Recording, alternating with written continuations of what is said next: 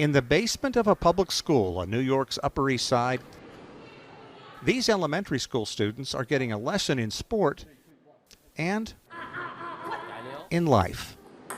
Coach Jackson CHEN is responsible for herding this after-school group.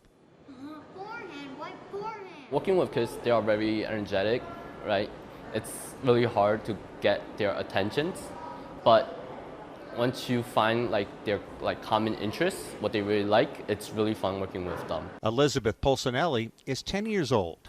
She's been playing a year and a half. She loves the game and beating the boys. I'm very competitive in sports and games because I hate to lose and love to win. So I get all upset if I lose. So I'm a bit too competitive. This is all part of a growing program open to many New York City public school kids called American Youth Table Tennis Organization. We're training our kids to be tomorrow's leaders. Thomas Hu, a table tennis enthusiast who immigrated to the U.S. from China when he was 12, wants to get kids to play, but perhaps even more importantly, to knock down barriers. It's important, if the sport needs to grow, it needs to be diversified because talent comes from diversity. Elizabeth is from Italy, the Park brothers from Korea, and this ball of energy named Koji Ishii, his parents are from Japan. It creates a lot more harmony. Kids, they don't just go out and do drugs. They'd be a lot friendlier with each other growing up.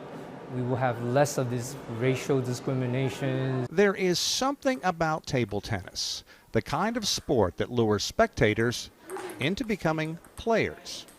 And young Koji has experience beating up on people twice his size.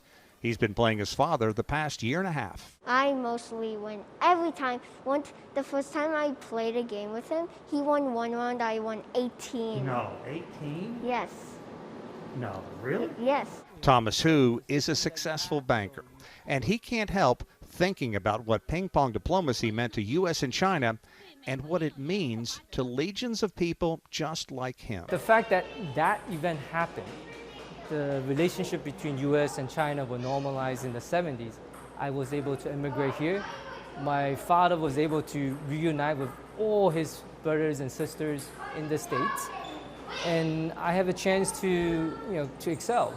This program is in 11 elementary schools, 20 middle schools, and recently helped table tennis become a varsity sport in more than 50 New York City high schools.